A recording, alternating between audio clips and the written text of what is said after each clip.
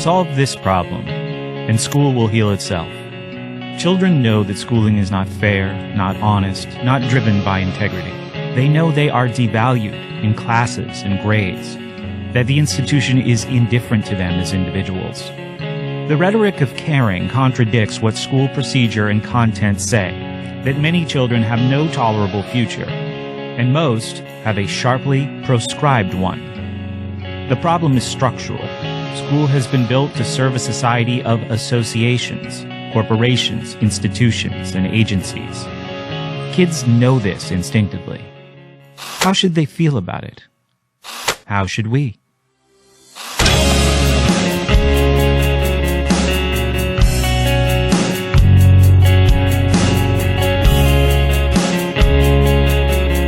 As soon as you break free of the orbit of received wisdom, you have little trouble figuring out why, in the nature of things, government schools and those private schools which imitate the government model have to make most children dumb, allowing only a few to escape the trap.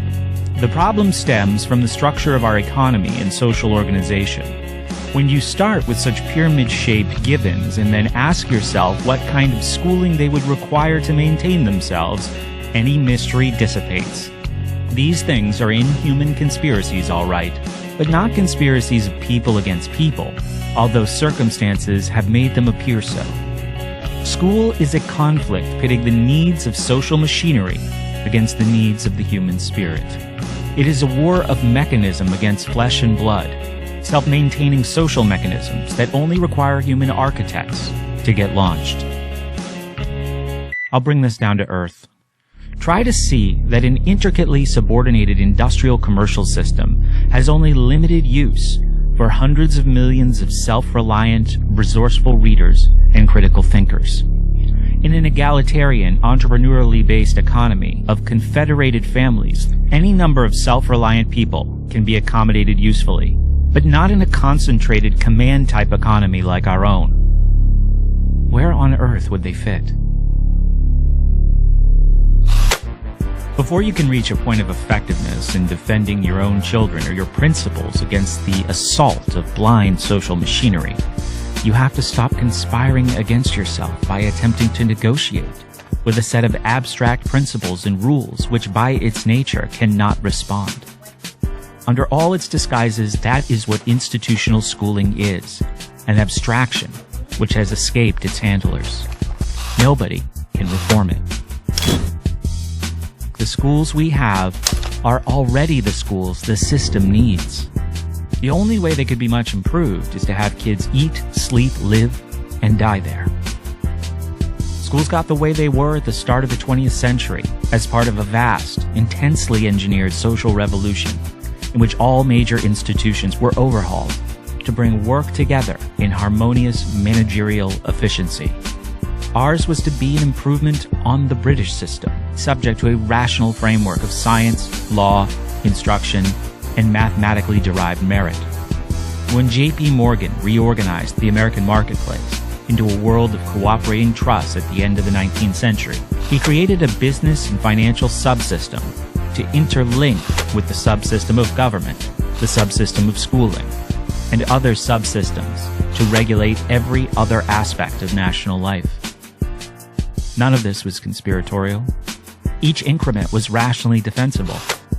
But the net effect was the destruction of small town, small government America, strong families, individual liberty, and a lot of other things people weren't aware they were trading for a regular corporate paycheck. A huge price had to be paid for business and government efficiency, a price we still pay in the quality of our existence. Part of what kids gave up was the prospect of being able to read very well, a historic part of the American genius. Instead, school had to train them in their role in the new overarching social system. But spare yourself the agony of thinking of this as a conspiracy. It was and is a fully rational transaction, the very epitome of rationalization engendered by a group of honorable men, but with decisive help from ordinary citizens. From almost all of us, as we gradually lost touch with the fact that being followers instead of leaders becoming consumers in the place of producers, rendered us incompletely human. It was a naturally occurring conspiracy, one which required no criminal genius.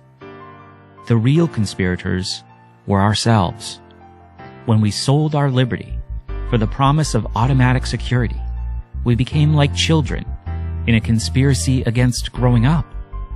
Sad children who then conspire against their own children, consigning them over and over to the denaturing vats of compulsory state factory schooling. Where's the news crew? Guess we are the news crew.